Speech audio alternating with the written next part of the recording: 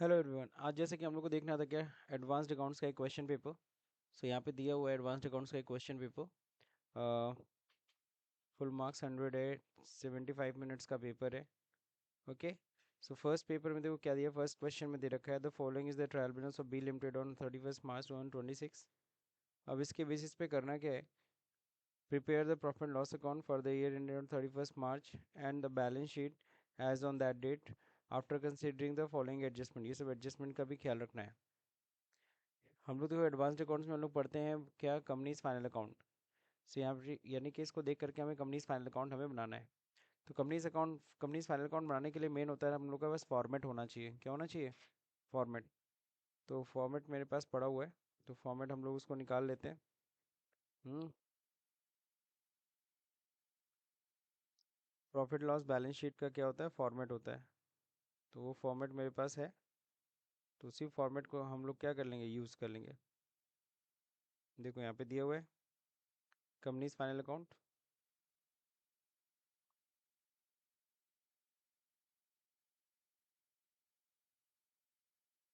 Part two क्या है, ये profit loss account. Part one में क्या है, बैलेंस शीट है। ठीक है। तो ये क्वेश्चन पेपर मैं कॉपी करता, ये फाइल मैंने कॉपी कर लिया एडवांस्ड अकाउंट्स में। सेट वन का मैं सॉल्व कर रहा हूँ, तो यहीं पे मैं पेस्ट कर दिया। ठीक है। अब हम लोग यहाँ पे क्या करेंगे, पहले इसको सॉल्व कर लेंगे।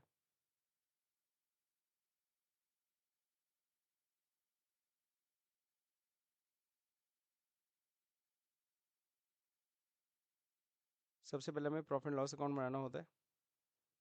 ये सारे फिगर्स हम लोग यहाँ पे हटा दे रहे हैं।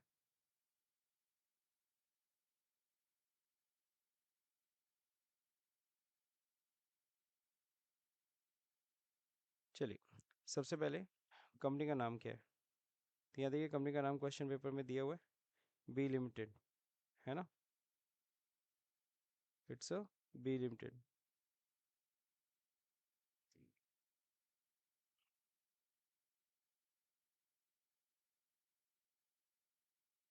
सही है। फिर प्रॉफिट एंड लॉस में और क्या है, प्रॉफिट एंड किस साल का है, 31 मार्च 2026।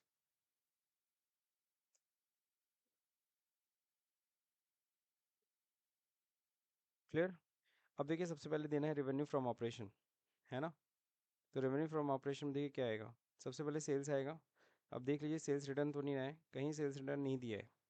तो नहीं, सेल्स अकाउंट आपके किस में आएगा, रेवेन्यू फ्रॉम ऑपरेशन में आएगा 4,10,000। जिसके लिए कोई आपको नोट्स बनाने की रिक्वायरमेंट नहीं है। अदर इनकम, कोई और इनकम मिल रही है क्या, देखिए डिस्काउंट दिया हुआ है। लेकिन डिस्काउंट अलाउड अगर होगा तो उसमें से हम लेस कर लेंगे, लेकिन नहीं दिया है तो ठीक है, डिस्काउंट रिसीव है अदर इनकम में जाएगी। Share capital creditor general reserve और तो कुछ आएगा नहीं। तो ये 3,000 हम लोग डिस्काउंट रिसीव, इसको हम लोग डाल दे रहे हैं इसमें। समझ गए टोटल रेवेन्यू क्या होगा, टोटल रेवेन्यू यही है। सॉरी, 4,13,000। अब टोटल एक्सपेंस देखेंगे, कॉस्ट ऑफ मटेरियल कंज्यूम्ड, है ना। तो कॉस्ट ऑफ मटेरियल कंज्यूम तो कुछ हो नहीं रहा है, मैन्युफैक्चरिंग का काम। परचेज ऑफ स्टॉक, हाँ परचेज ऑफ स्टॉक में देखेंगे कितने का परचेज किया है गुड्स। तो इन्होंने परचेज किया 3,10,000 का। परचेज रिटर्न कहीं है क्या, हाँ है। तो परचेज में से परचेज रिटर्न लेस कर देंगे, 3,10,000 में से माइनस कर देंगे 15,000। लेस हो गया परचेज रिटर्न 15,000, 3,10,000 में। Changes in stock, opening stock minus closing stock होता है। ओपनिंग स्टॉक दिया हुआ है 90,000, माइनस कर देंगे क्लोजिंग स्टॉक। क्लोजिंग स्टॉक दिया 1,02,000। आइदर पॉजिटिव और निगेटिव यहाँ पे रहने देंगे। नेक्स्ट वर्क इन प्रोग्रेस कुछ है नहीं, स्टॉक इन ट्रेड कुछ है नहीं। अब कहेंगे एम्प्लॉय बेनिफिट एक्सपेंस, एम्प्लॉय के ऊपर क्या क्या खर्चा कर रहा जा रहा है। तो एम्प्लॉय को देखो क्या दिया जाएगा, सबसे पहले वेजेस 36,000। वेजेस के बाद सैलरी 9,000।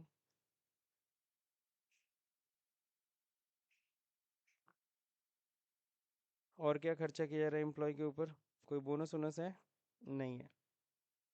तो इतना इनके ऊपर खर्च किया जा रहा है। और नीचे देखो कुछ है, आउटस्टैंडिंग प्रीपेड, आउटस्टैंडिंग सैलरी 1,000। तो इसी में आउटस्टैंडिंग सैलरी भी क्या हो जाएगा, ऐड हो जाएगा, बकाया है। ठीक है, और कुछ भी नहीं है, सो एंटर कर दीजिए। अब क्या है, फाइनेंस कॉस्ट, कुछ लोन पे इंटरेस्ट दिए, तो कोई इंटरेस्ट नहीं पे कर रहे हैं, इसका अलग कुछ भी लोन नहीं लिया है।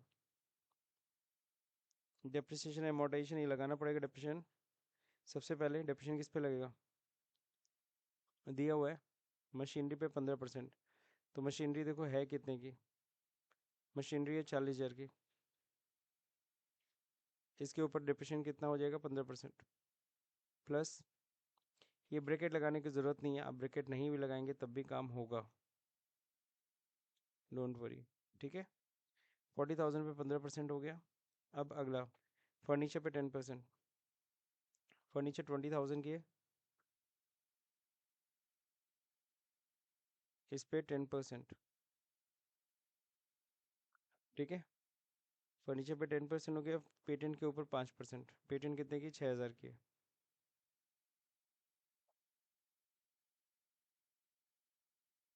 हो गया 8300, है ना। 8300 डेप्रिसिएशन एंड अमोर्टाइजेशन आ गया। अब बाकी सारे एक्सपेंसेस अदर एक्सपेंसेस में डालेंगे, तो यहाँ पे लाइन से जोड़ते चले जाइए। सबसे पहला खर्चा क्या आएगा, परचेज दिखा चुके, ओपनिंग स्टॉक दिखा चुके, वेजेस दिखा चुके, कैरेज कैरेज 1000 कैरेज आएगा। प्लस फर्नीचर ये तो एसेट है, सैलरी दिखा चुके हैं। रेंट 4,800, रेंट के ऊपर कुछ कहा है, नीचे देखो रेंट पे दिया हुआ है, रेंट आउटस्टैंडिंग है कितना 1,200 रुपये, तो उसी रेंट में क्या हो जाएगा 1,200 रुपये जोड़ दो, हो गया। Rent Sandy trade expense, Sandy trade expense कितने हैं 8,000, ये भी डायरेक्ट एक्सपेंस है। और देखिए सैंडी ट्रेड एक्सपेंस डेटर्स तो आएंगे नहीं, प्लांट मशीनरी आएगा नहीं, कैश एंड बैंक नहीं, प्लेटेड नहीं होता है, बिल रिसीवर नहीं है। तो बस इतना ही दिखाना था, और तो कुछ है नहीं। नरेशन में देख लीजिए कुछ और है, doubtful debt provide doubtful debt 700, यानी हम मान के चल रहे इतना डाउटफुल डेट से डूबने वाला है 700 रुपये। ठीक है, तो इसमें 700 रुपये ये भी ऐड होगा। अब अगला dividend pay out for the return of out of return earning, return earning से कितना दिया है 10,000 रुपये। चलो ठीक है, तो बाद में देखा जाएगा, अभी तो है नहीं, फिलहाल ये एंटर कर देते हैं। अब अगर देखेंगे टोटल एक्सपेंस हुआ कितना, तो टोटल एक्सपेंस यहीं से 3,53,000, प्रॉफिट कितना हुआ 4,33,000 माइनस 3,53,000, 60,000 की प्रॉफिट है। ठीक है, अब इसमें क्या होगा, एक्सेप्शनल आइटम में ज़ीरो, कुछ है ही नहीं, प्रॉफिट क्या आएगी सेम वैल्यू, एक्स्ट्रा ऑर्डिनरी कुछ आइटम है ही नहीं, प्रॉफिट कितनी आएगी 60,000।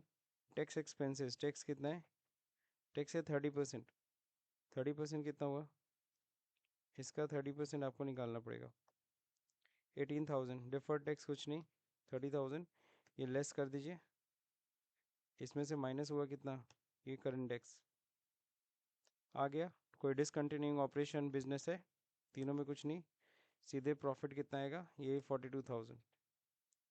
अर्निंग पर इक्विटी शेयर हम लोग को पता है, इसको डिवाइड करेंगे, शेयर की संख्या दी है नहीं, दिया है शेयर की संख्या, तो हम लोग क्या मानेंगे, हम लोग मानेंगे 10 रुपये का शेयर है। कितने का शेयर है 10 रुपये का, तो कितने 10 रुपये का एक शेयर, तो total share number of shares कितने हो गए 15,000। इसको डिवाइड करेंगे कितने से 15,000 से, तो 2 रुपये 80 पैसा, कितना है 2 रुपये 80। डाइलूटेड कितना हुआ है, तो ध्यान रहे डाइलूटेड ये है, इस 42,000 में प्लस किया गया 10,000 रुपये, जो पैसा कहाँ से निकाला गया हमने रिटेन अर्निंग से। अब जो वैल्यू आएगी, अब जो वैल्यू आएगी उसको डिवाइड करेंगे कितने से 15,000 से, 3 रुपये 47 पैसा डाइलूटेड है। डाइल्यूट करने के बाद इतना दिया जा रहा है, किसको, इतना दिया जा रहा है शेयर होल्डर्स को, मतलब अर्निंग पर शेयर फिलहाल इतनी है। अब दिया कितना जाएगा वो तो अलग है। बैलेंस शीट बनाना है as per company name, B limited किस साल बन रहा है, कब बन रहा है 31 मार्च 2026, ये है ना। अब यहाँ पे सबसे पहले कैपिटल की वैल्यू मांगता है, कैपिटल की वैल्यू क्या डालेंगे, देखिए शेयर कैपिटल दे रखा है, share capital 1,50,000। Reserve and surplus में क्या है, रिजर्व एंड सरप्लस में देखो यहाँ पे पहले से दे रखा है क्या 20,000।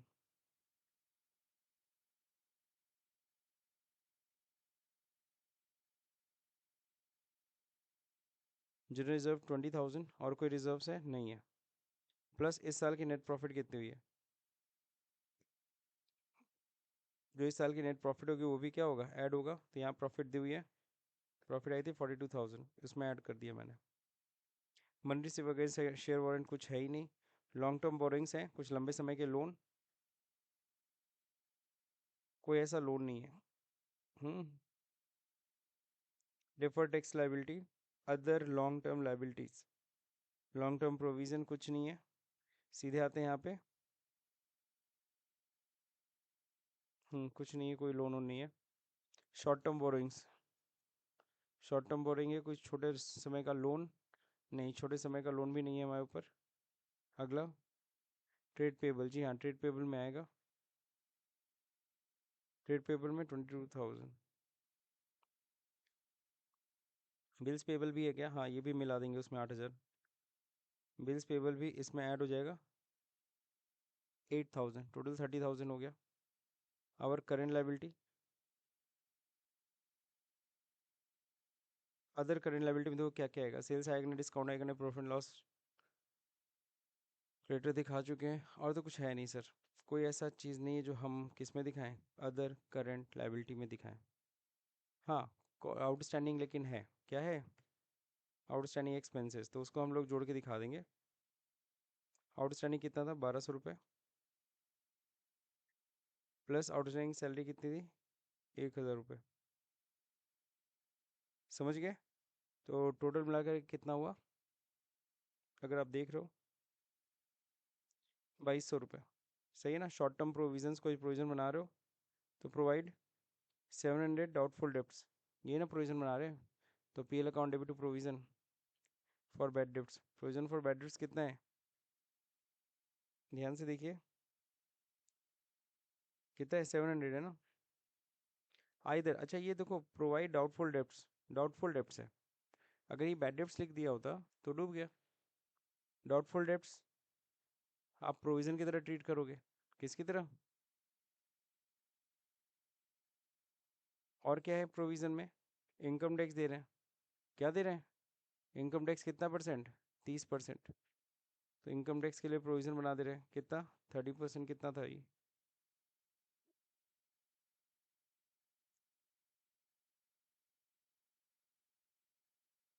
प्लस इनकम टैक्स प्रोविजन 18,000 हो गया सर। अब फाइनली इसको टोटल करते हैं, सम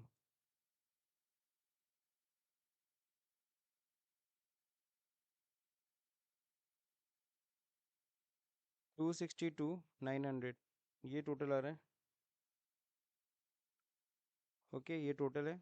अब चलिए नीचे आते हैं एसेट साइड में। सबसे पहले प्रॉपर्टी, प्लांट एंड इक्विपमेंट्स, तो प्लांट मशीनरी है सर, हम लोग के पास प्लांट मशीनरी 40,000 था, ठीक है ना। ये देखो ऐसे दिखाना, 40,000 था, उसमें से माइनस हो गया डेप्रिसिएशन, और ज़्यादा आसान ये है,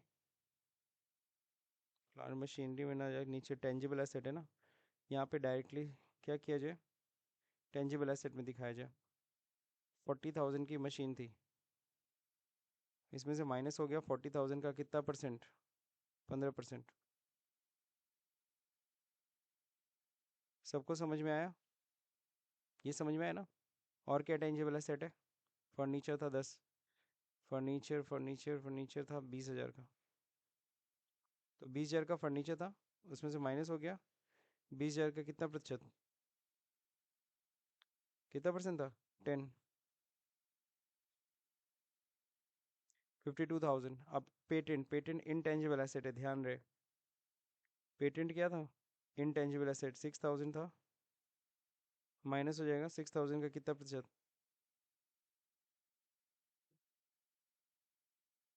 6,000 का कितना प्रतिशत है, 5%। तो ये हो गया आपका टेंजिबल इनटेंजिबल एसेट की value. Capital work in progress में कुछ लिखना है क्या, कुछ नहीं। नॉन करेंट इन्वेस्टमेंट, कोई शॉर्ट टर्म इन्वेस्टमेंट है, इन्वेस्टमेंट नाम की कोई चीज़ दिया ही नहीं है। Long term advances, non current assets. अब देखिए करंट इन्वेस्टमेंट नहीं, इन्वेंट्री, इन्वेंट्री जोड़ेंगे, इन्वेंट्री स्टॉक कितने का है, 1,02,000। ठीक है। अब क्या है, income tax provide for income tax कितना 30%, वो तो हो चुका, ये भी हो चुका। आउटस्टैंडिंग दिखा चुके, ये भी दिखा चुके। Dividend pay out of the retained earning कितना, रिजर्व में से माइनस हो गया कितना 10,000, तो रिजर्व में से माइनस हुआ है, ऊपर जाओ। ये रिजर्व मेरे पास कितना था, 20,000 था, इसमें से कितना निकल चुका है, तो यहाँ माइनस भी करना था कितना, 10,000 माइनस करना है ना, क्योंकि उसमें से निकल गया 252,900 आएगा। अब यहाँ पे भी सम करते हैं, कैश एंड कैश इक्विवेलेंट है, अभी एसेट दिखा देते हैं बाकी सारा। स्टॉक परचेज ये सब हो गया, फर्नीचर हो गया, रेंट हो गया, ट्रेड एक्सपेंस हो गया, डेटर्स, डेटर दिखाना पड़ेगा 35,000 का। डेटर कहाँ, ट्रेड रिसीवेबल में आएगा कितने का, 35,000 का। अब दो चीज़ हो सकती है, अगर आप प्रोविज़न यहाँ 700 दिखा रहे हो, कहाँ पे, यहाँ पे 700, एक तो होता है 700 यहाँ पे दिखा दिया हमने, और या तो हो सकता है सीधे डेटर में से आप क्या कर सकते थे, माइनस भी कर सकते थे, ये आपके ऊपर है। अगला क्या है, plant machinery cash at bank, cash at bank कितना 82,200, 82,200। अगला पेटेंट हो चुका, bill receivable, bill receivable debtor की तरह होगा, 6,000 उसमें ऐड करना पड़ेगा।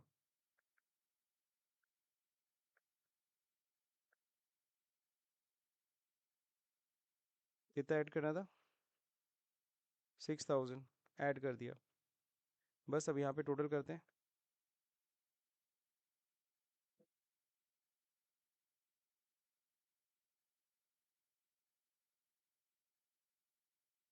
282,900 डिफरेंस आ रहा है सर, डिफरेंस कितने का जरा देख सकते हैं। अब यहाँ पे कई बार ऐसी गलतियाँ होंगी, माइनस करो, क्लोजिंग स्टॉक नहीं दिखाएंगे हम, 30,000 का डिफरेंस आ रहा है। 30,000 क्या था, ये ट्रेड पेबल है, और 30,000 का क्या है,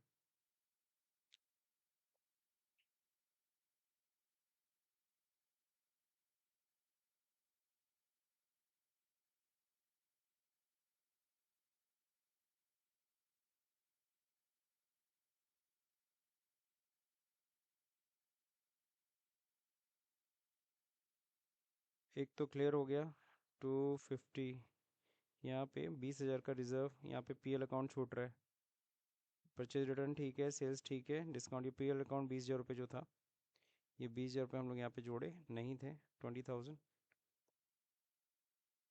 अभी ठीक है 272 आ गया। और कुछ, अब 10,000 का डिफरेंस दिखा रहा है,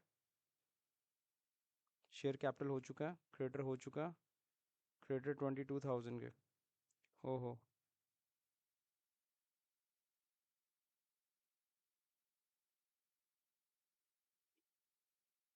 क्रेडिटर 12,000, सॉरी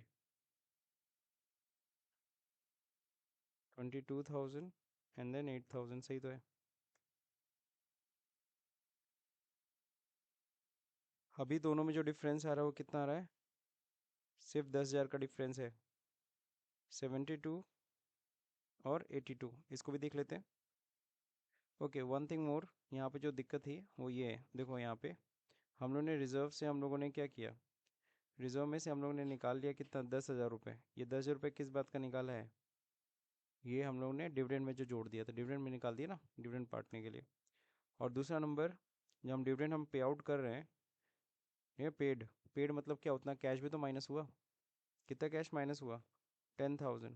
तो यहाँ पे हमारा कैश एट बैंक जो था, कैश एंड कैश इक्विवेलेंट, इसमें हमारा कितना लेस होगा, -10,000। अब डन है, 10,000 देखो इसमें से माइनस किया, किस में से, अपनी रिजर्व में से माइनस किया, और दूसरा मेरे पास से कैश भी उतना गया, कितने का, 10,000। फाइनली दोनों तो का टोटल क्या हो गया, बराबर हो गया, इसको क्या करेंगे फाइनली सेव। तो ये क्वेश्चन हमारा डन, क्लोज करते हैं। अब क्या करना है, अब अगला क्वेश्चन पे आते हैं। देखिए जो दूसरा क्वेश्चन है, from the following details written relating to the Surya limited prepare cash flow statement, cash flow statement बनाना है और ये कंप्लीट कैश फ्लो स्टेटमेंट बनाना है, ठीक है ना, with the help of these one. चलिए, तो आप लोगों को पता है आंसर कितना आना चाहिए, आंसर पहले ही पता रहता है। कैश शीट बैंक देखो, दोनों में डिफरेंस कितने का है, 1 रुपये का डिफरेंस नहीं है। जितना ओपनिंग उतना ही क्लोजिंग है, यानी कि नेट कैश फ्लो कितना आना चाहिए, 0। तो चलते कैश फ्लो स्टेटमेंट बनाते हैं। तो कैश फ्लो स्टेटमेंट ये बना लेते हैं हम लोग।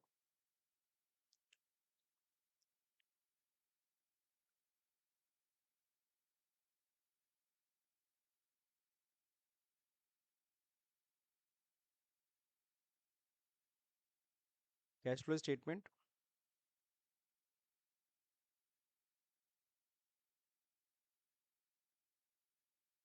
फॉर्मेट बनाना पड़ेगा आपको।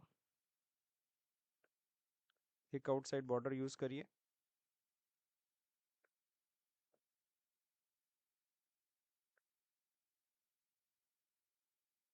ध्यान रहे अमाउंट के 2 कॉलम खींचेंगे,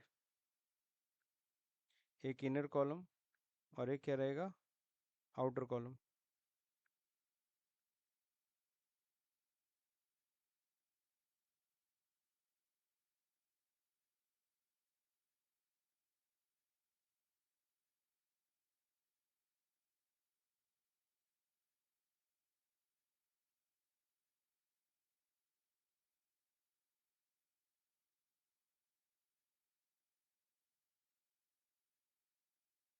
सबसे पहले अगर हम कैश फ्लो स्टेटमेंट में क्या बनाते हैं, cash flow from operating activity, ये बनाते हैं सबसे पहले, है ना। अब इसमें देखिए सबसे पहले स्टार्ट किससे करेंगे, net profit as per profit and loss account. तो जो देखिए net profit as per PL account कितना है, क्वेश्चन हमें हमें देखना पड़ेगा। तो यहाँ पे प्रॉफिट लॉस 80,000 की था, कितना हो गया, ये 25 है, ये 26 है, ये ओपनिंग है, ये क्लोजिंग है। तो 80 से 20,000 इस साल की प्रॉफिट कितनी रही होगी, 30,000। इसमें ऐड करेंगे क्या, non cash expense and non operating expense, सही है। इनको पहले ऐड करना है। तो चलिए इसमें क्या क्या चीज़ें आने वाली हैं, हम्म वो देख लेते हैं। तो यहाँ पे साइड में याद है मैंने बनाया था क्या, पीएल अकाउंट। तो पीएल अकाउंट में क्या है, एक्सपेंस और उनका अमाउंट यहाँ बस टाइप कर दीजिए, ठीक है। इससे आप ही को हेल्प होगा। पीएल अकाउंट बनाने से फ़ायदा क्या होता है, हमें पहले से चीज़ें दिख जाती हैं जो अनऑर्गेनाइज्ड है। जैसे कि सबसे पहले कैपिटल, ठीक है, रिजर्व, रिजर्व 180 था पहले, अभी कितना हुआ है, 40 हो गया, यानी कि रिजर्व के लिए पैसा निकाले होंगे ना हम। कितना निकाले, 180 से अगर 40 हो गया, नहीं 60,000 रुपये हमने निकाला पीएल से, किस बात के लिए, रिजर्व के लिए। कितना निकला है पीएल से पैसा, 40,000। और बताइए, प्रॉफिट लॉस अकाउंट तो ठीक है, डिवेंचर पहले नहीं थे, अभी ठीक है। प्रोविज़न फॉर टैक्सेशन, प्रोविज़न पहले से कितना बना था, 80,000, अभी प्रोविज़न कितने का हो गया। तो प्रोविज़न के लिए पैसा कहाँ से निकलता है, पीएल से। प्रोविज़न फॉर टैक्स कितना था, प्रोविज़न फॉर टैक्सेशन देखो पहले कितना था, 80,000, अभी कितने के हो गए, कितना प्रोविज़न से पैसा निकाले हो गए, 20,000। पीएल से पैसा निकालो 20,000। और बताइए, प्रपोज डिविडेंड, ये तो करेंट लाइबिलिटी की तरह ट्रीट करेंगे हम लोग, ये भी करेंट लाइबिलिटी की तरह ट्रीट करेंगे। नीचे आते हैं प्लान मशीनरी, ठीक है, इन्वेस्टमेंट डेटर्स, ठीक है, कैशियर बैंक, और तो कुछ है नहीं। अब कह रहे हैं 60,000 was paid towards the income tax during the year. हमने 60,000 रुपये इनकम टैक्स दिया है, ठीक है, इसका तो हम लोग को पता है ट्रीटमेंट क्या करना है। इनकम टैक्स को एक बार क्या करना पड़ता है, ऐड करना पड़ता है और फिर लेस करना पड़ता है। तो इनकम टैक्स हमने दिखाया होगा यहाँ पे कितना, 60,000। फिर क्या करेंगे, ओल्ड मशीन कॉस्टिंग पे 60,000, जिसकी 25,000 रुपये इसमें डब्ल्यू वैल्यू है, उसको हमने बेच दिया 40,000 में, प्रॉफिट कमाया है। तो अब ये तो प्रॉफिट में दिखाना पड़ेगा जी, इनकम, इधर साइड इनकम लिख दो, इधर भी अमाउंट लिख दो। प्रॉफिट कितना हुआ है, on sale of fixed asset कितना प्रॉफिट कमाया, 15,000 ना। 25,000 की चीज़ को 40,000 में बेचे हो तो 15,000 की ना प्रॉफिट हुई है। और बताइए डेप्रिसिएशन, डेप्रिसिएशन दिखाया होगा, बिल्कुल डेप्रिसिएशन किधर दिखाया होगा, एक्सपेंस साइड में। डेप्रिसिएशन नॉन कैश एक्सपेंस होता है। प्लांट मशीनरी, प्लांट मशीनरी के ऊपर 25% की डेप्रिसिएशन काटना है। इस 6 लाख के ऊपर 25%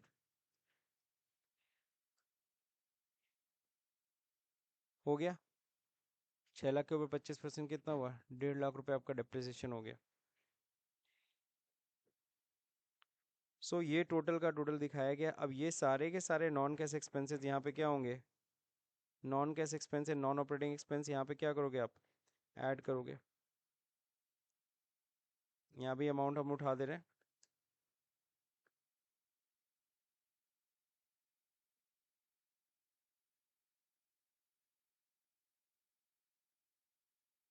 हो गया sir, non cash expenses non operating. अब यहाँ पे क्या ऐड करेंगे, लेस करेंगे।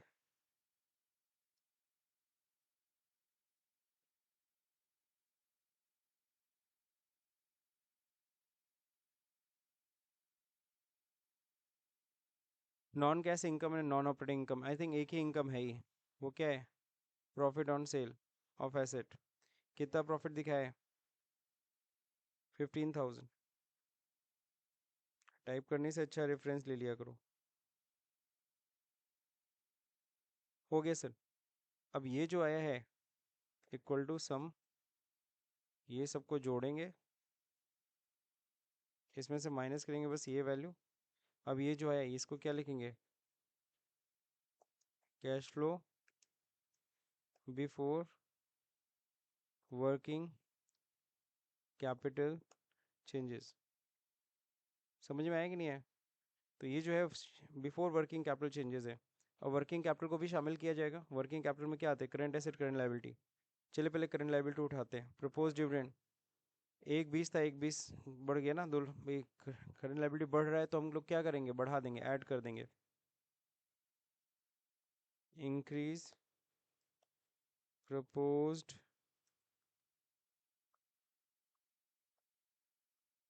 प्रपोज डिविडेंड बताइए कितना है, 1,20,000 रुपये। बढ़ रहा है तो बढ़ा दिया। और बताइए क्रेडिटर, क्रेडिटर क्या रहा है, घट रहा है तो घटा देंगे। क्रेडिटर कितना घट रहा है जल्दी बताइए, 2,90,000 रुपये घट रहा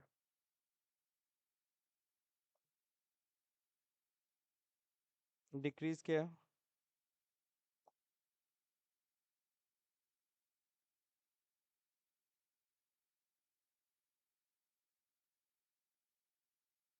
सन्डी क्रेडिटर घट रहे हैं, बताइए सन्डी क्रेडिटर कितने से घट रहे हैं, 2,90,000।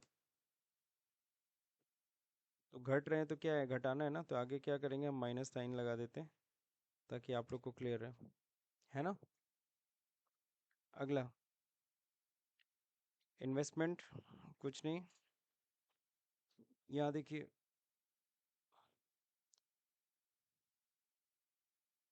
डेटर, डेटर बढ़ रहे कि घट रहे, घट रहे। तो जस्ट उल्टा करेंगे, ऐड करेंगे। डिक्रीज्ड सन्ड्री डेटर्स, डेटर्स घट रहे हैं तो ऐड करेंगे ना, 2,00,000, 2,50,000। तो 2,50,000 के आपके क्या हो रहे हैं, कौन है ये, सन्ड्री डेटर, डेटर तो घट गए। अब फिर क्या, स्टॉक इंक्रीज हो रही है ना, इंक्रीज स्टॉक। अगर स्टॉक बढ़ रहा है तो उल्टा करेंगे, घटाएंगे। कितना बढ़ रहा है भाई स्टॉक, 2,50,000, तो माइनस 2,50,000। अगला बताइए, कैश एट बैंक, इससे तो कुछ करना नहीं है, दैट्स इट, अब तो कुछ बचा नहीं है। अब इसके बाद इसको क्या करेंगे, सीधे सम कर लेते हैं, इक्वल टू सम। कहाँ से लेंगे, 285 से।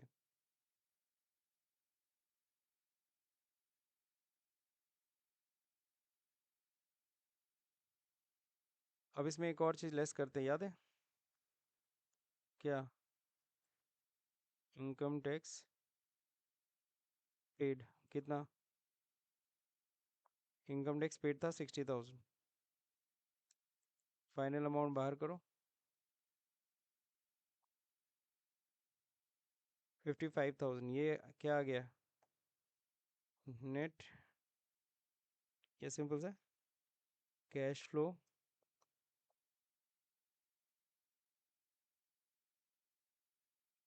कैश फ्लो फ्रॉम ऑपरेशन या cash flow from operating activity ना।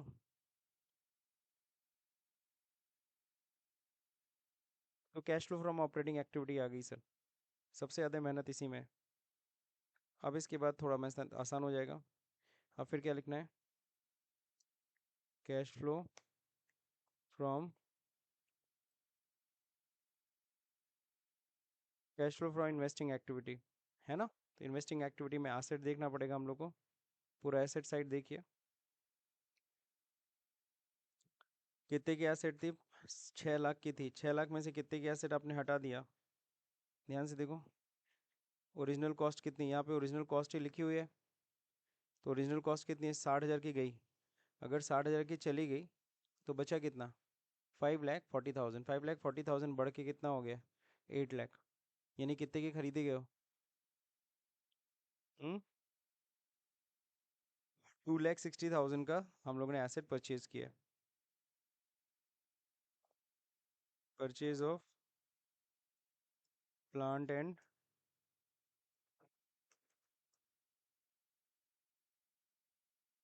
प्लांट एंड मशीनरी, वो कितना है? 2,60,000। तो पैसा गया है ना, माइनस 2,60,000 कैश माइनस हुआ। अब बिल्डिंग अंडर कंस्ट्रक्शन 5 लाख का था, अब 7 लाख लग गया, कैश अगेन गया है। Building A U C and asset under construction लिख दे। कितना पैसा गया? -2 लाख। इन्वेस्टमेंट पहले कितना था? कुछ नहीं था, अभी इन्वेस्टमेंट हुआ है। इन्वेस्टमेंट परचेज, कितने का इन्वेस्टमेंट खरीदा गया है? 1,50,000 का। Sales of plant and machine, कितने की मशीन बेचे हो? हम लोगों ने 25,000 की चीज़ 40,000 में बेचा है, तो 40,000 कैश आया है, और तो कुछ है नहीं सर।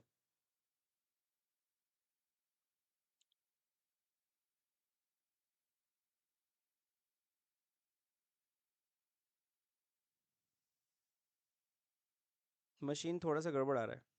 मशीन कैसे गड़बड़ आ रहा है, जरा देख लीजिए। मशीन कितने की थी? प्लांट मशीनरी गलत है मेरा। ओपनिंग कितनी थी मशीन की? ओपनिंग 6 लाख। फिर इसमें लेस होगा क्या? डेप्रिसिएशन, डेप्रिसिएशन भी तो कटा है। 6 लाख पे 25% डेप्रिसिएशन कितना आया था? 6 लाख का आधा 1.5 लाख रुपए हुआ, क्यों? 1,50,000। फिर लेस होगा क्या? सेल्स कर दिया था, सेल्स कितने का किया था? 60,000। 60,000 माना जाए कि 25,000 लिया जाए, WDV वैल्यू? चलो पहले 60,000 करके देखते हैं, बाद में देखा जाएगा। अब देखो 3,90,000, 3,90,000 की चीज़ कितने की हो गई अब क्लोजिंग? क्लोजिंग में कितने की हो गई है? प्लांट 8,000, 8 लाख के। अब डिफरेंस निकालो। 4,10,000 की प्लांट मशीनरी खरीदी गई जी। कितने की? 4,10,000 की। हो गया सर। बिल्डिंग कितने का खरीदा गया है? सेल ऑफ बिल्डिंग कितना हुआ है, आया है इतना। तो फाइनली अब यहाँ पे क्या करेंगे? सम कर देंगे, इक्वल टू सम। अब तो कुछ है नहीं, सारा इन्वेस्टिंग एक्टिविटी हम लोग शामिल कर लिया। तो -7,20,000।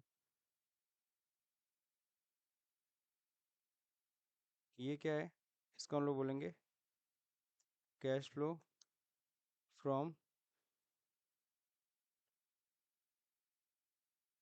अब हम लोग बनाएंगे कैश फ्लो फ्रॉम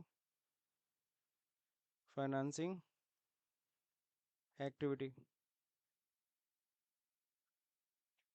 बताइए, सबसे पहले इसके लिए फाइनेंस देखना पड़ेगा। शेयर कैपिटल पहले कितनी थी, अभी कितने की हो गई, 12 लाख। तो शेयर इशू किया गया, शेयर इशू किए, कितना पैसा कलेक्ट हुआ है, 3 लाख। भाई कैपिटल बढ़ी है, पैसा आया है। रिजर्व कुछ नहीं, रिजर्व तो है ही। प्रॉफिट एंड लॉस अकाउंट ये भी नहीं। डिबेंचर पहले कितने के थे, नहीं थे, अभी देखो डिबेंचर कितने के हो गए, 3 लाख के, यानी लोन लिए गए। डिबेंचर इशू किया गया, डिबेंचर कितने के इशू किए हैं, वो भी 3 लाख के। पैसा आ रहा है। और सर पीएल अकाउंट डिबेंचर के बाद फिर ये सब तो कुछ है ही नहीं। और नीचे कुछ रिलेट कर रहा हो इससे, नहीं सर। तो फाइनली फाइनली आया कितना है,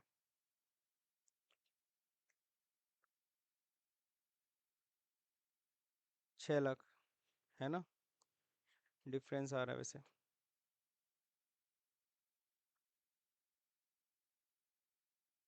चलिए अब हम लोग इसको क्या करेंगे, सम करेंगे। तो सम करते इक्वल टू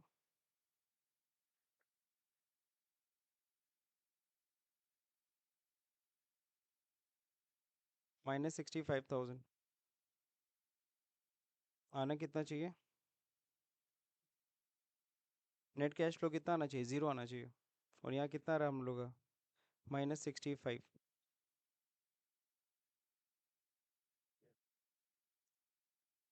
65 को हाफ करो कितना आएगा, डबल करो, 1,30,000, ठीक है। अब चलते हैं यहाँ पे 60,000।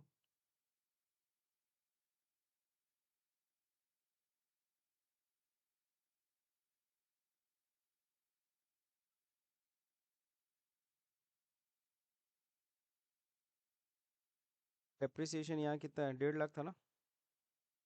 और यहाँ सेल कितने का किया था, अगर हम लोग यहाँ पे करें 25,000 WDV लेके चलें, 25,000, तो कितना था, 375। तो 375 की एसेट परचेज की गई है।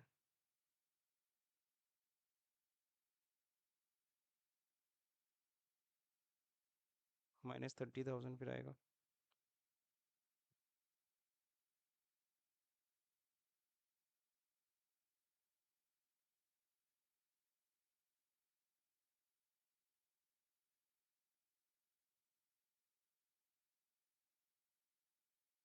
कैश एट द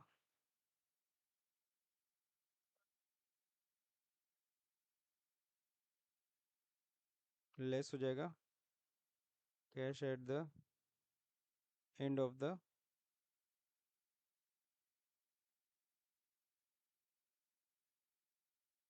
पीरियड, है ना। तो ये हम लोग को करना है, 2,50,000 है। और ये कितना है, इसी दोनों को जोड़ेंगे। तो यहाँ पे थोड़ा सा अभी अपना गैप आ रहा है, गैप कितना आ रहा है,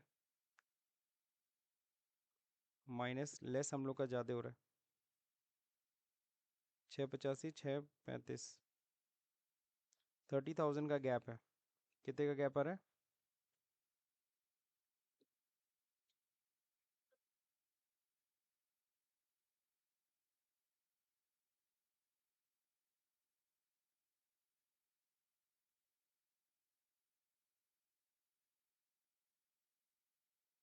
यहाँ पे एक गड़बड़ जो मिला है, जनरल रिजर्व 180 से बढ़ के 240 हुआ था, तो यानी कितने का हमने रिजर्व क्रिएट किया यहाँ पे, 60,000 का। तो यहाँ पे 60,000 होना चाहिए था। अब इसको सही करने से देखो, यहाँ 60,000 तो हो गया, 75,000। अब 10,000 का सिर्फ गैप रह गया। कितने का गैप, 10,000। अब 10,000 की गलती हम लोग को ढूंढनी पड़ेगी। 10,000 कहाँ हमने मिस्टेक किया,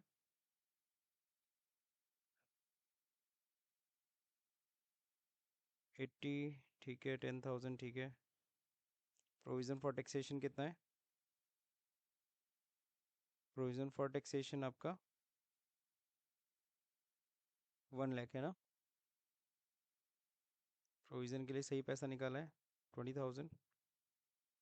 60,000 इनकम टैक्स के लिए, इनकम टैक्स कह रहा था ना, पेड ड्यूरिंग द ईयर 60,000, ये सही है। तो 60,000 को पहले ऐड करते हैं, फिर नीचे लेस करेंगे, ठीक है, ये तो सही है हम लोग का। डेप्रिसिएशन हम लोग ने सही निकाला है 1.5 लाख। 25% कैलकुलेट करना जरा आप लोग।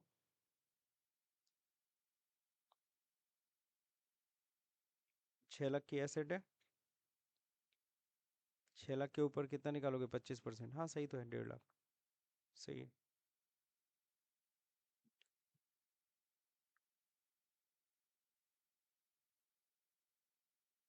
प्रॉफिट ऑन सेल ऐड हुआ है,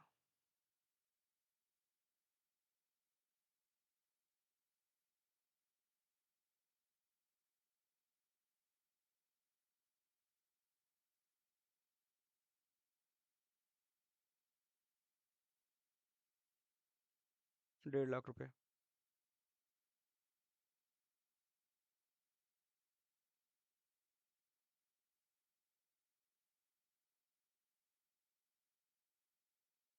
कर रहे हैं 10,000 का जो डिफरेंस है वो यही है। नेट प्रॉफिट जो हम लोग ने यहाँ पे लिखा है ना, मेंशन किया है, प्रॉफिट कितनी थी? 80,000 से बढ़ के कितनी हुई? 1,20। तो यहाँ 40,000 की प्रॉफिट थे, मैंने गलती से 30,000 लिख दिया है, आप लोग माइनस कर लिया करो। 40,000। अब सब बरोबर आ गया। Finally cash flow statement zero. Closing cash कितना आएगा? इसमें प्लस कर देंगे, ये हो गया डन। तो एक छोटी सी मिस्टेक थी जिसके कारण पूरा दिक्कत है, 2-3 जगह थी, लेकिन चलिए हो गया। ये क्वेश्चन नंबर कौन सा था? Question number 2। Done. Control S कर लीजिए। अब अगला क्वेश्चन पे आते हैं।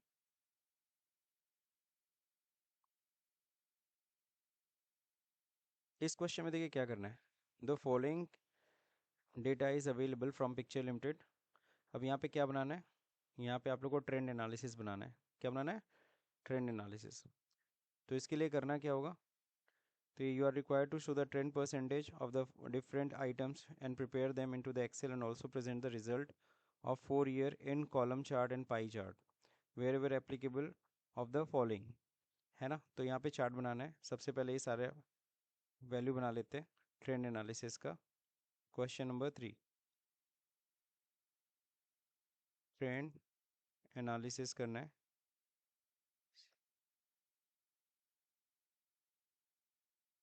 चलिए, तो ट्रेंड एनालिसिस सबसे पहले किसका करेंगे? सबसे पहले सेल्स का। और सेल्स से पहले एक चीज़ ध्यान रखें, सबसे पहले हमें लिखना होगा ईयर। ईयर कितने हैं? 22-23। और फिर क्या है?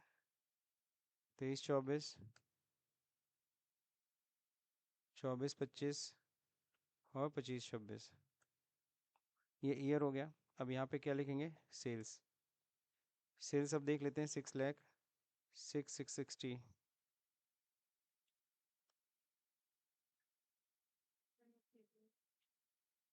नेक्स्ट,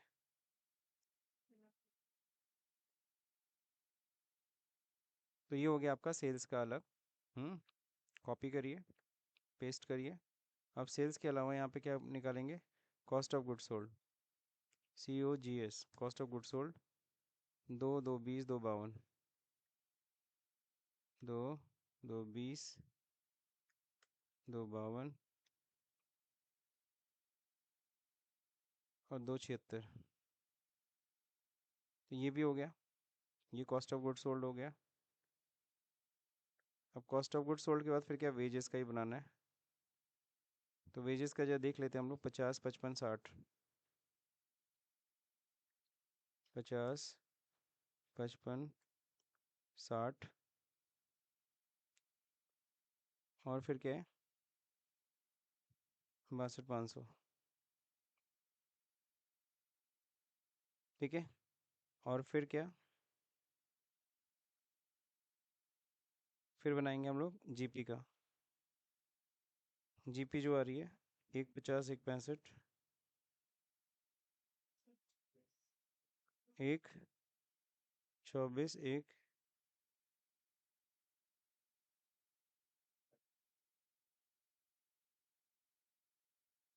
हो गया डन। अब ध्यान रहे जब ट्रेंड एनालिसिस करनी होती है तो आपको पता है कि कॉलम सब में इंसर्ट करना होगा, वो है किसका, परसेंटेज का। आपको पता है बेस ईयर ही मानना है ना। तो इसको इसी से डिवाइड करेंगे, सेम ईयर पहले साल तो 1% आएगा, दूसरे में इसको डिवाइड करेंगे, सही है। उसी को बेस ईयर मानेंगे। बेस ईयर किसको लेके चलना है, समझ रहे हैं। ये सारा परसेंटेज में कन्वर्ट कर दीजिए, सही है। सेम इसी तरह से हम लोग किसका निकालेंगे, इनका भी निकालेंगे, तो सेम फार्मूला चलेगा। ये भी आ गया, एक फार्मूला चला है वहीं पे सब हो जाएगा, अलग अलग चलाने की ज़रूरत ही नहीं है। तो ये ट्रेंड हमने सबका निकाल लिया, देख लो सेम है, सही जा रहा है कि ना। बस फार्मूला कॉपी कर लिया, तो ये अलग अलग एनालिसिस निकल गया, ये ट्रेंड एनालिसिस हो गई। हम्म। तो किसका किसका निकला है, सेल्स का है, कॉस्ट ऑफ गुड्स सोल्ड का है, वेजेस का है, एंड ग्रॉस प्रॉफिट का है। अब कह रहा था क्या, चार्ट बनाने के लिए insert also present the result in four year in column chart and pie chart wherever applicable, जहाँ तुमको सही लगे। तो हमें सेल्स का देखना है। तो सेल्स का हम लोग कैसे निकालते हैं, ईयर और सेल वाइज, ईयर और सेल्स का। तो इसका कॉलम चार्ट इंसर्ट कर देते हैं। तो ये 2D कॉलम चार्ट इंसर्ट कर दीजिए, है ना। अब इसमें बस ज़्यादा ज़्यादा क्या करिएगा, एक काम करिएगा, डेटा लेबल ऊपर शो कर दीजिएगा बस। डेटा लेबल समझते हैं सब लोग, दैट्स इट, कि ये शो हो किस साल का कितना सेल हुआ है। ये सब डिलीट कर दीजिएगा, इतना तो आता ही होगा आप लोग को। ये रो हटाना चाहते हैं ये सब भी हटा दीजिए, कोई इशू नहीं। ये क्या हो गया, ये आपका सेल्स का ट्रेंड है,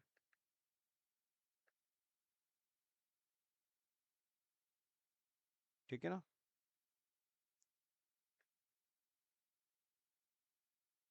ठीक,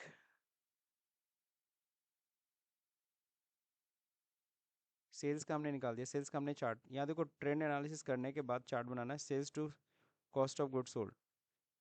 अब sales to cost of good sold, तो इसमें ध्यान रहे पहले ईयर होगा, फिर सेल्स होगा, फिर कॉस्ट ऑफ गुड सोल्ड होगा, समझ रहे हैं, इस तरीके से। आप इसके बाद इंसर्ट करिए, चार्ट लीजिए, आप कॉलम चार्ट ले सकते हो, कोई दिक्कत नहीं है। तो ये क्या है, sales to cost of good sold, है ना।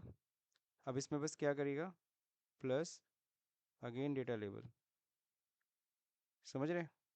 ऑरेंज वाला किस चीज़ का है, सेल्स, ये येलो वाला सॉरी ब्लू वाला सेल्स का है, और ये क्या है, कॉस्ट ऑफ गुड सोल्ड है।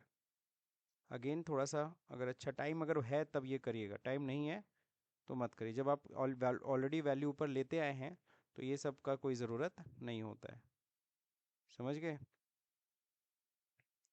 तो ये दो चार्ट आपने बना दिया।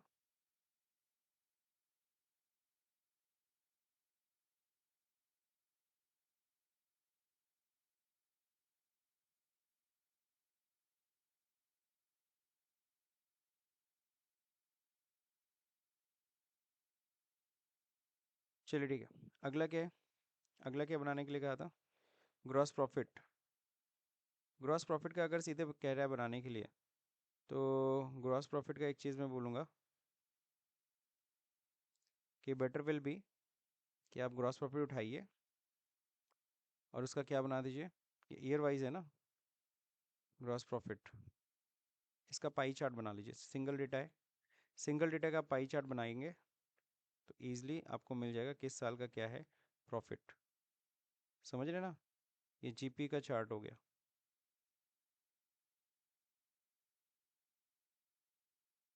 नीचे साल दिख रहा है, किस साल का क्या कलर है,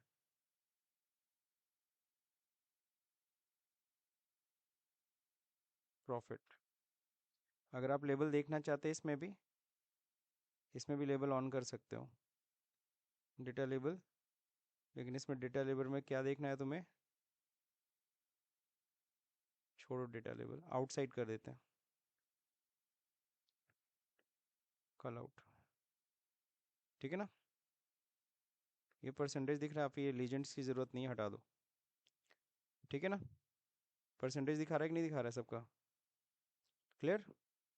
एंड लास्ट अब क्या करना है, gross profit to sales, gross profit to sales. तो पहले किसको सेलेक्ट करेंगे, ईयर को, ग्रॉस प्रॉफिट को, और फिर कंट्रोल के साथ सेल्स को, कंट्रोल होल्ड करना पड़ता है, एंड देन इंसर्ट। और इसको हम लोग किससे, कॉलम चार्ट से ही डिन्यूट करेंगे, है ना। तो कॉलम चार्ट से हम लोग डिन्यूट करेंगे, ये आपका आ गया। ठीक है, तो ये आपका ग्रॉस प्रॉफिट जो है ये किस कलर में दिख रहा है, ग्रॉस प्रॉफिट ये। ठीक, अब यहाँ सेलेक्ट कर लीजिए ग्रॉस प्रॉफिट टू सेल्स।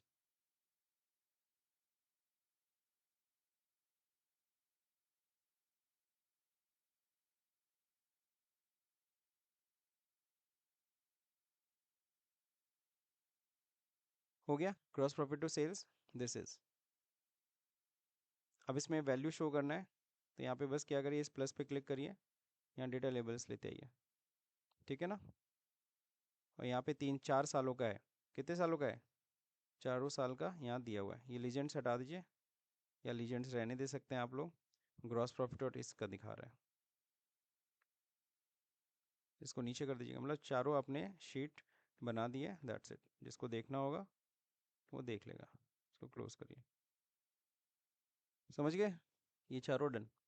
अब इसके बाद क्या करना है, क्वेश्चन नंबर 4। क्वेश्चन नंबर 4 में जनरल एंट्री है, क्या है, डेट। 4 कॉलम यूज़ करते हैं किसके लिए, पर्टिकुलर के लिए।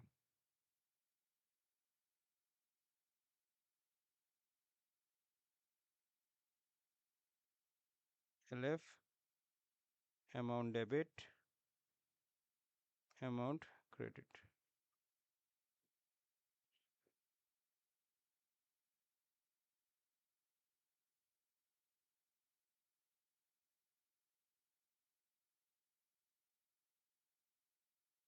तो ज़्यादा एंट्री नहीं है, मुश्किल से 3 एंट्री है, 3 या 4 एंट्री करनी है। अब जो देख लीजिए उसमें है क्या।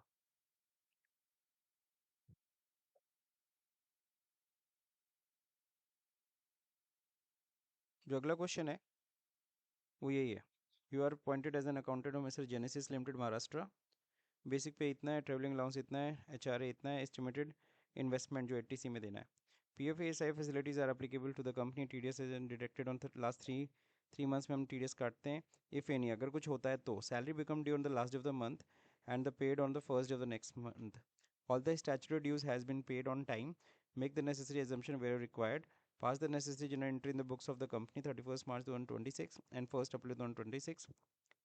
Also state the due date of the payment of statutory dues. चलिए ठीक है, सबसे पहले हमें 31st March 2026 में ड्यू की एंट्री करनी है, सैलरी। तो आप सभी को पता है सैलरी अकाउंट डेबिट होगा, ठीक है ना। तो salary account due, salary account debit होगा कितने से, ध्यान रहे 40,000 प्लस ट्रेवलिंग अलाउंस कितना है 10,000 प्लस HRA कितना है 20,000। ओके, ये इन्वेस्टमेंट 80C का डिडक्शन आपको पता है कब मिलता है, ग्रॉस टोटल इनकम में से। वो हम TDS उडेस निकालते हैं तब, अभी तो हमें फिलहाल सिंपल सैलरी ड्यू करनी है। तो बेसिक इतना ही है, TADA कुछ नहीं, TAD HRA है। अब यहाँ पे टू टू क्या कटेगा बता सकते हैं सबसे पहले, to employees contribution to PF। PF किसका कटेगा 40,000 का, सिर्फ 40,000 है उसका 12%। आपको पता है PF कितना कटता है 12%, वो भी किसका, बेसिक प्लस DA का। तो आपको पता है DA है ही नहीं, क्या नहीं है, DA है ही नहीं, बस बेसिक है, तो उसका 48। अगला क्या है, ईएसआई कटता है, लेकिन ईएसआई इनका नहीं कटेगा। क्यों नहीं कटेगा? ईएसआई सिर्फ उन्हीं का कटता है जिनकी सैलरी 21,000 रुपये तक होता है, बट इनकी सैलरी तो 21,000 से ऊपर है, 40,000 तो बेसिक ही है। जिनकी ग्रॉस सैलरी 21,000 से अंदर तो उनका ईएसआई कटता है, इनका ईएसआई नहीं कटेगा। क्यों? क्योंकि इनकी सैलरी ऊपर है 70,000। सो क्या होगा? पीटेक्स के बारे में कोई इन्फॉर्मेशन है नहीं, टीडीएस हम काट नहीं सकते हैं। क्यों टीडीएस नहीं काट सकते हैं? क्योंकि आपको देखो, इसकी ज्वाइनिंग कब हुई है? 1 जनवरी 2026। तो जनवरी फरवरी मार्च 3 महीना काम किया है। अगर हम 70,000 रुपये के हिसाब से देखें तो इसकी सैलरी 3 महीने कितनी होती है? 2,10,000। एग्जामेशन लिमिट के अंदर है, 2.5 लाख के भी अंदर है, तो टीडीएस कटेगा नहीं। सो टीडीएस का भी आपको ध्यान नहीं देना है। तो सीधे आ जाएगा सैलरी पेबल अकाउंट। तो सैलरी पेबल अकाउंट में बताइए कितना आएगा, इसमें से माइनस हो जाएगा ये बीइंग सैलरी ड्यू, है ना। अब इसका सैलरी का पेमेंट कब हो रहा है? 1 अप्रैल 26 में। तो एंट्री क्या होगी? Salary payable account debit to bank account. कितना पेमेंट होगा? 65,200 बीइंग सैलरी पेड। अगला क्या है? पीएफ का पेमेंट। पीएफ का पेमेंट कब तक करते हैं? लास्ट डेट क्या है? 15 तारीख। तो 15 को ही हम लोग पे करने जा रहे हैं। पीएफ जमा करने की लास्ट डेट होती है 15th। तो कैसे जमा होगा? एम्प्लॉयर्स पीएफ, कितना अमाउंट है यहीं पे, फिर एम्प्लॉयर भी जमा करेगा। एम्प्लॉयर्स कंट्रीब्यूशन टू पीएफ, सबको पता है @13%, ये 13% जमा करता है। सही है। इसको डिवाइड करेंगे 12 से, मल्टीप्लाई कर देंगे 13 से, आ गया 5200। टू बैंक अकाउंट कितना जाएगा? 10,000 रुपये। Being PF contribution paid.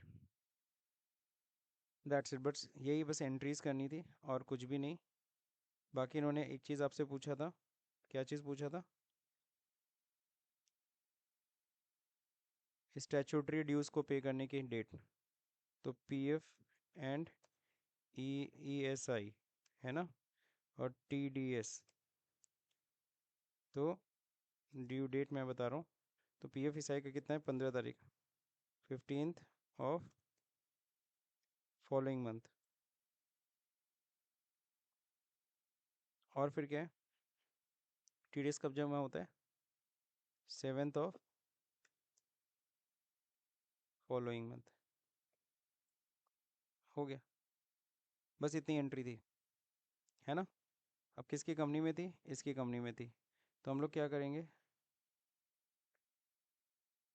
अगर आपके पास समय बचा है तो, otherwise it is not required.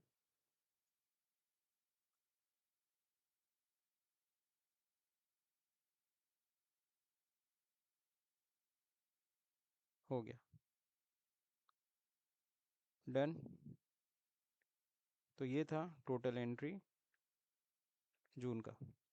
So question number 2, question number 3, question number 4 ये हो गया डन, क्लोज। अब इसी में अगर हम लोग एक और चीज़ मैं आपको बता दूँ, इसलिए आप चाहते हैं अलग से शीट ना रहे, इस शीट की सारी फाइलों को उधर भेज देना चाहते हैं, है ना। किस में? ये क्या है? ये है बैलेंस शीट, और ये क्या है? Profit and account. इसको भेजना चाहते हैं, राइट क्लिक करिए, मूव और कॉपी। ध्यान रहे, क्रिएट कॉपी, कॉपी करना चाहते हैं, है ना। मूव एट द एंड, जी हाँ। किस में जाएगा ये? सेट 1 में जाना है, सेट 1 में जाना है, मूव टू द एंड।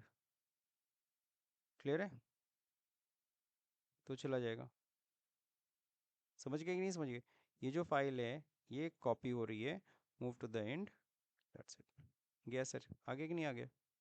इसी से बैलेंस शीट भी भेजने आता है आप लोग को। राइट क्लिक, मूव कॉपी, किस में भेजना है? सेट 1 में। Move to the end, create copy, okay, हो गया।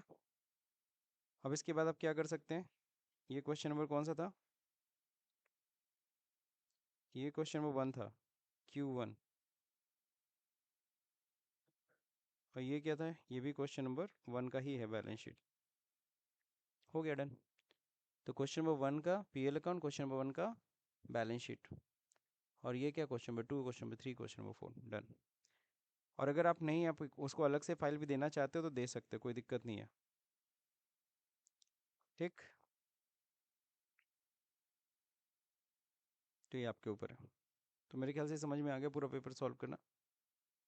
थोड़ा सा कॉम्प्लिकेट हम लोग किए, थोड़ा सा हम लोग का दिक्कत हुआ कैलकुलेशन, इसलिए अगर कैलकुलेटर लेके बैठो तो ज़्यादा अच्छा है। कैलकुलेटर समझते हैं? कैलकुलेटर अलाउड करेंगे और मोबाइल नहीं अलाउड करेंगे, ध्यान रहे एग्जाम में। तो कैलकुलेटर लेके जाइए। मैंने अभी जो घटाने प्लस करने में नहीं गलती किया, वो गलती आप लोग मत करिएगा बस, वरना टाइम वेस्ट होगा। सो अगर ये क्वेश्चन समझ में आया तो इस वीडियो को लाइक करिए, शेयर करिए, सब्सक्राइब कर दबाना भले भूल जाइए। Thank you for watching this video.